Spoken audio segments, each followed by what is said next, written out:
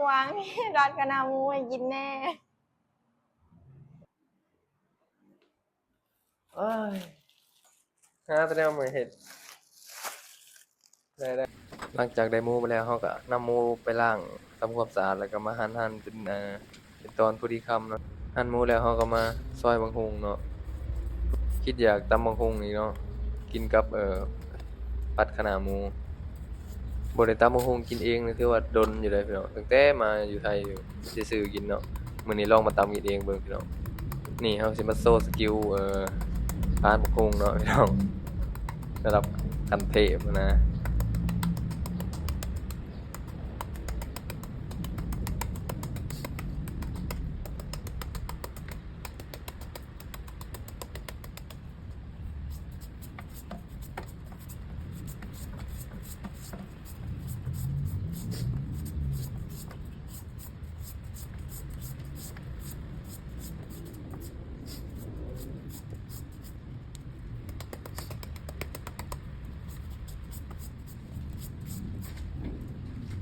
ทานบักหุ่งแล้วเราก็มา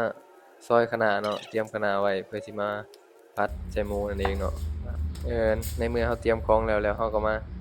ตั้งกระทะเลยพี่น้องผัดเลยเนาะเอาน้ำมันลงน้ำมันก็เป็นน้ำมันเก่าแต่มื้อนั่นแหละเนาะเก็บไว้บ่ได้ทิ่มเลยพี่น้องทอดแล้วก็ว่าพริกกับกระเทียมเราตำแล้วเนาะเราก็มาลงหม้อเลยพี่น้องเอาประสบการณ์จากการเฮ็ดงานของเราเนาะประสบการณ์ของเราที่อยู่ในครัวมา30 ปีเนาะมาใส่ในมือนี้เลยเนาะตั้งแต่ขัวพริกหอมแล้วเราก็หมูลงไปเนาะพี่น้อง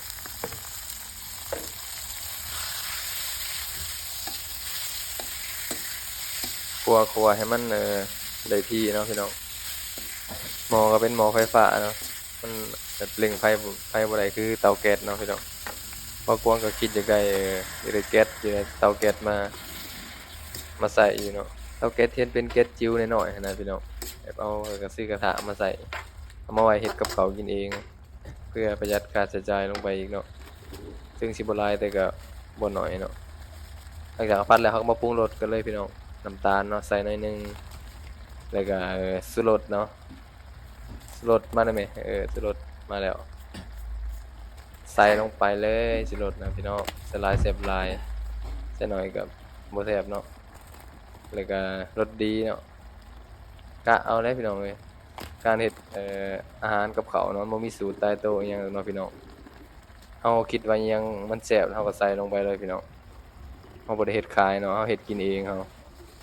นี่ซอสหอยนั่นเองเนาะพี่น้องใส่เพื่อความหอมความนัวลงไปเลยพี่น้องเป็นไดเป็นตากินอยู่บ่เจ้าเซฟครัวให้แล้ว ครัวให้ได้ที่เนาะ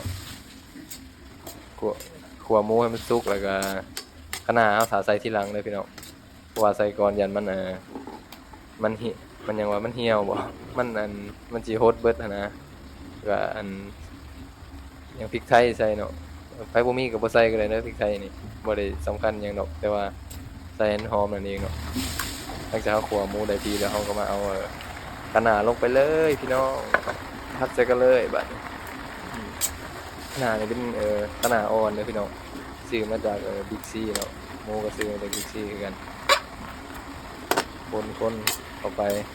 เป็นไดพี่น้องเป็นตากินอยู่บ่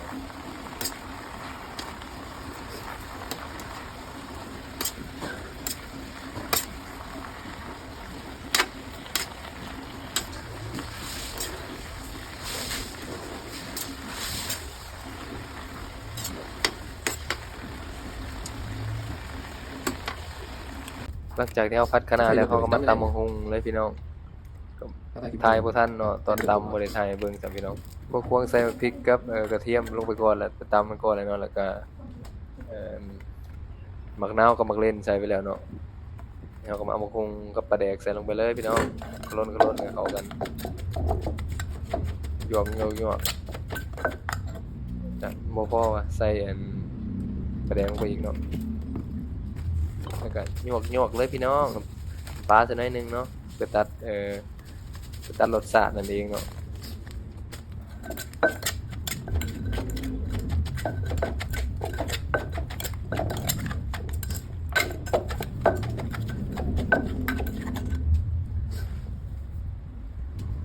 แล้วเขาก็มาซิมรสชาติเบิ่งพี่น้องเป็นอะไรโอ้โหอะไรมันจะแซ่บขนาดนี้วะไอ้หากวางนี่มันเก่งจังเลยวะฝีมือมึงเคยทดลองลงบ้างไหมเนี่ยทำอะไรก็อร่อยไปหมดไอ้หา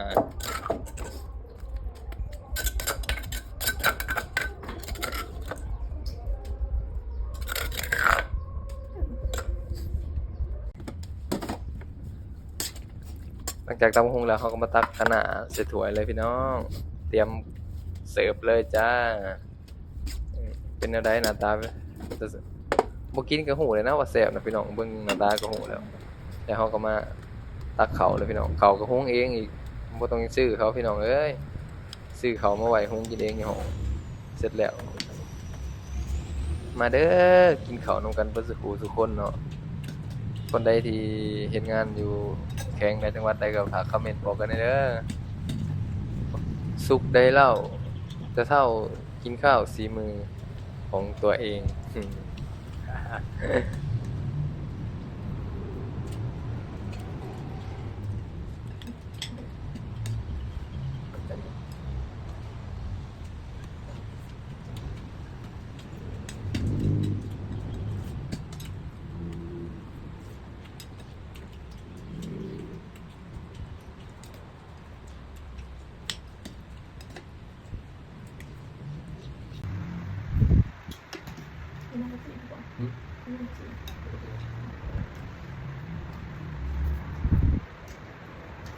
ขอบใจพี่น้องที่เบิ่งคลิปจนจบเนาะฝากกดไลค์กดแชร์กดติดตามเพื่อเป็นกำลังใจให้บ่กวางหน่อยเด้อ